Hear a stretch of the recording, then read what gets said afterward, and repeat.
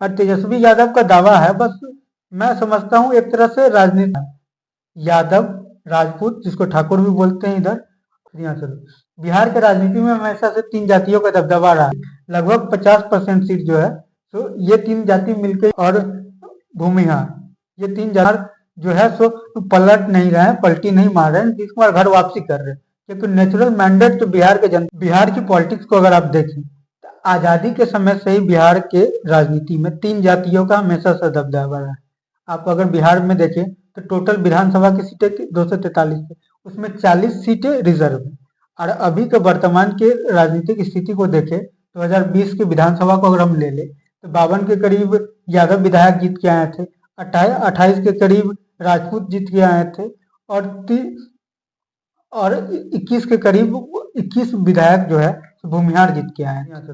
बिहार के राजनीति में हमेशा से तीन जातियों का दबदबा रहा है।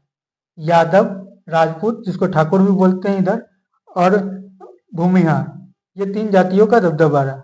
यही अगर 2019 के चुनाव को अगर हम देख ले, तो 19 में भी 7 सीट लोकसभा सीटें राजपूत जाति से जीत के आए थे, और 5 यादव और 3 भूमिहार। इसी तरह अगर हम 2014 के भी चुनाव में जाए, तो इसी तरह के समीकरण आपको देखने को मिलेंगे। लगभग 50% सीट जो है, तो ये तीन जाति मिलकर ही जीतते हैं। और इस 50% जो हम बता रहे हैं, उसमें रिजर्व सीट को माइनस कर दे, इसके बाद जो जनरल सीट आते हैं उसका हम अर्थमेटिक, उसका गणित बता रहे हैं। जैसे तेजस्वी यादव का कहना है कि वो आसानी से सत्ता पलटने नहीं देंगे, तो इस पे आपको क्या कहिएगा? देखिए, नीतीश कुमार का जो पलटने का सवाल है, या कहिए नीतीश कुमार के घर, जो उनके समर्थक कह रहे हैं कि घर वापसी कर रहे हैं, बीजेपी के समर्थक कर रहे हैं कि नीतीश कुमार जो है सो पलट नहीं रहे हैं, पलटी नहीं मार रहे हैं, नीतीश कुमार घर वापसी कर रहे हैं। क्योंकि नेचुरल मैंडेट तो बिहार के जनता ने 2020 में दिया था, बीजेपी के साथ ही दिया था। तो इस स्थिति को अगर आप नीतीश कुमार को देखेंगे, तो नीतीश कुमार जहां जा रहे हैं पलटी नहीं मार रहे हैं। और तेजस्वी यादव का दावा है, बस मैं समझता हूँ एक तरह से राजनीतिक जो गुनागनित टीवी पर स्पेकुलेशन चल रहा है कि जेडीयू के इतना सांसद टूट जाएंगे, तो इतने सांसद इस्तीफा दे देंगे। कोई बता रहा है कि 17 विधायक आरजेडी के साथ जा रहा है, कोई कह रहा है 6-7 को इस्तीफा दिलवा देंगे, तो जो 123 का है टोटल बहुमत का आंकड़ा घट जाएगा, तो मेडिकल जो बहुमत का आंकड़ा है उनको मिल जाएगा। लेकिन ऐसा संभव नहीं है। आपको बता दें, जब नीतीश कुमार जून 2022 में पलटी किए थे, बीजेपी इतनी ताकतवर है आज के डेट में, इतना ज्यादा मसल पावर है उनके पास, कहा जाता है सीबीआई ईडी सब कुछ है, इसके बावजूद भी नीतीश कुमार के पार्टी को बीजेपी नहीं तोड़ पाई थी।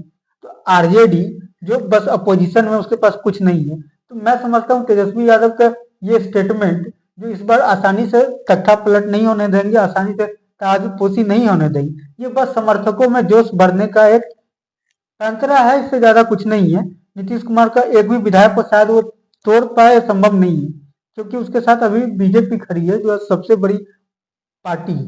बीजेपी के स्ट्रेंथ को देखे तो मनी पावर, मसल पावर, हर चीज में वो स्ट्रॉन्ग है, तो इतना आसान नहीं है। और जेडीयू से आरजेडी में जाने वाले नेता का अगर हालत पर हम चर्चा करें, तो जेडीयू से आरजेडी में एक नेता थे जो पटना के रिजर्व कंस्टिट्यूएंसी से जीत के आते हैं, उनका नाम है श्याम रजक, जो 2020 में जेडीयू से छिटक के गए थे आरजेडी में। उनका राजनीतिक दुर्दशा ये है कि अभी तक कुछ नहीं है, ना वो एमएलसी है ना एमएलए। नीतीश कुमार के साथ जब तक थे उनको मंत्री बना के पूरे इज्जत के साथ रखा। उसी तरह उदय नारायण चौधरी एक नाम आता है, जो कभी 2 बार, जब बिहार 2005 में जीता था, 2020 में जब एनडीए जीती थी, 2005 में जीती थी और 2010 में जीती थी, दोनों बार नीतीश कुमार ने उदय नारायण चौधरी, ये दलित वर्ग से आते हैं, पासी समाज से आते हैं, उनको बनाया था विधानसभा अध्यक्ष। लेकिन 2015 के चुनाव में मांझी से, जीतन राम मांझी से, गया का जो उनका विधानसभा कंस्टिट्यूशन, वहां से चुनाव हार गए। इसके बाद उनकी स्थिति देख लीजिए राजद में क्या है, स्थिति दलित नेताओं को देख लीजिए। इस स्थिति में कोई भी विधायक नीतीश कुमार को छोड़ के अगर लालू यादव के पास जाता भी है, तो उसका राजनीतिक भविष्य क्या है किसी को नहीं पता। तो ये बिहार की अभी वर्तमान की राजनीतिक स्थिति है।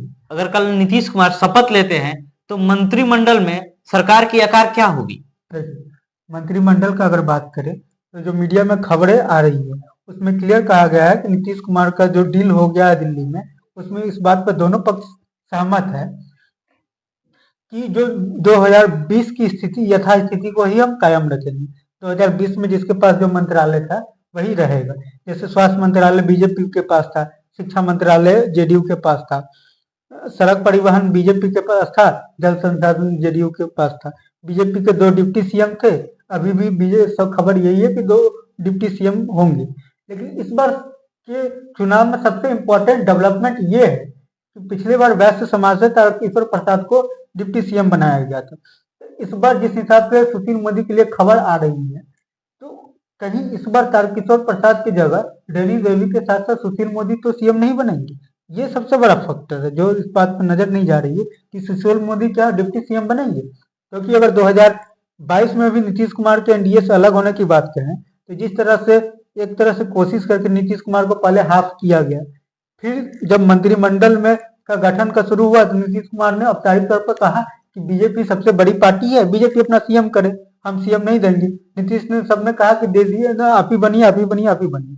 इसके बाद जिस हिसाब से प्रेशर एग्जर्ट किया गया, प्रेशर लगाया गया नीतीश कुमार पर, तो सबने देखा है। नीतीश कुमार के एनडीए से बाहर जाने की सबसे बड़ी वजह है कि जो उनके पार्टनर रहे हैं, जो उनके काउंटर पार्ट रहे हैं, इस वजह से बीजेपी की नीतीश कुमार के साथ अलायंस फ्लेक्सिबल इतना लंबा चल पाया है।